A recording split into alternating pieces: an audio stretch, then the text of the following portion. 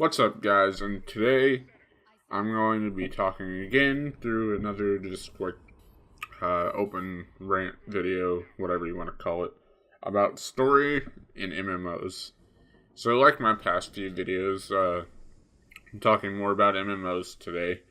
But today, since Star Wars: The Old Republic is developed by BioWare, the BioWare has always been a very story-focused company, I guess you could say. You know, with games like Dragon Age and Mass Effect, Knights of the Old Republic back in the day. Very story-driven games, I would argue. That they may have decayed over the past few years with games like Anthem and Mass Effect Andromeda. Granted, I never finished Mass Effect Andromeda, but I was not a fan of the story, or really the game, so I didn't finish it out.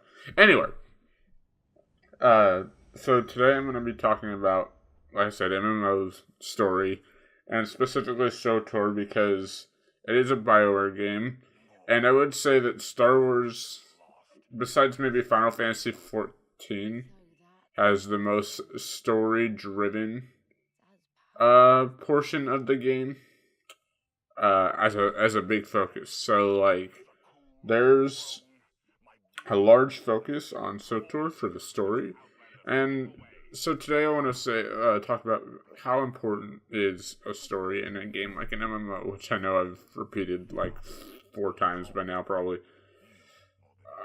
It depends on what kind of player you are, because I know a lot of people wanted Knights of the Old Republic 3, and really that's what people were hoping for, not an MMO.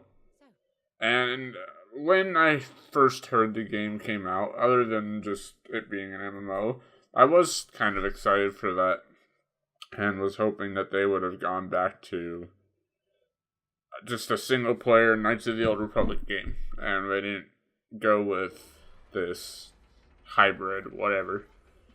Turns out I really loved it, but what I ended up really loving was the in-game stuff with the raids and everything, which I talked in a past video about.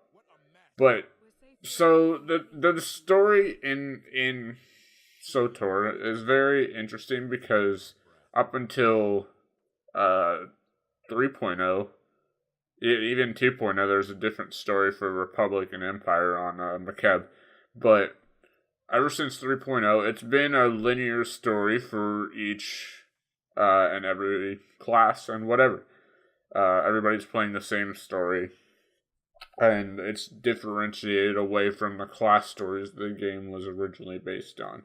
And I think the biggest part of the story, the coolest part, was the 8 classes. Different stories, 1 through 50, the original game.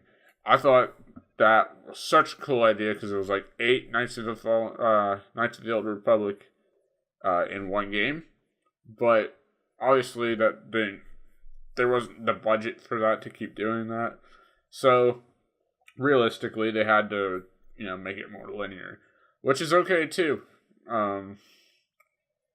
Knights of the Old Republic and Knights of the Fallen Empire. Knights of the Eternal Throne and Knights of the Fallen Empire, specifically, which is probably what I'll be talking about most, is a one-dimensional, or not, maybe not one-dimensional, I don't know how to word it, but one story for everybody, with a few different choices that make very minor differentiations in the story, but not much. But it's a good experience. It is a lot of fun, and I'd say that as a distraction from the other part of the in-game content, the story in Star Wars is a really, really good distraction, and something to be excited for. It's a good way to introduce someone to the game to start. So if they wanted Knights of the Old Republic 3, they can try out the story for Knights of the Fallen Empire and Knights of the Eternal Throne, because I would say those are very close to Knights of the Old Republic 3. Like I said, the original 8 could be like 5, or rather 8 different Knights of the... There's so many Knights games. Knights of the Old Republic.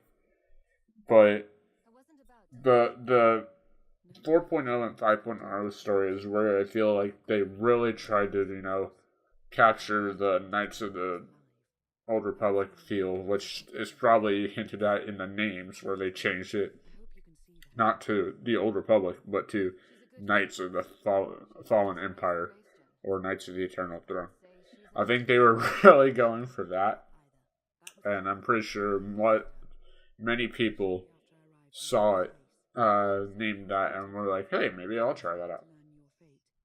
So again, I think the story in a game like Star Wars is actually pretty important, because I think it draws more people to the game that may not have tried an MMO. Now granted, the reason I tried Star Wars back in 2011 or whenever it was is because, honestly, just because it was Star Wars, and I'd always found WoW interesting, but was never interested in really trying it. So having an excuse to try an MMO was actually really cool. So, so people having more opportunities and reasons to try the game, I think, is a great way. And Knights of the Fallen Empire specifically has a new player tutorial where they give you, some of your class's abilities and then slowly introduce you to everything else. And I think that's a really cool idea, because a lot of people might not have joined the game from before 4.0, where the game will teach them a little bit of how to play their class, which is really helpful when they get to end game, and so they don't, sorry for my bluntness, but suck. And it gives better players in general.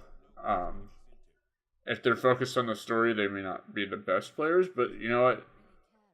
Everybody has a different reason to play an MMO, and if the reason you want to play is for the story, I think that's perfectly fine. And I've been showing a little bit of the story in the background here, but I tried to do story that didn't have any spoilers, so it's kind of minor stuff. But anyway, if you guys are interested in trying the story, I think it's a great reason to try playing the game. If Senya shines that narrow spotlight of hers on you, check your shadow.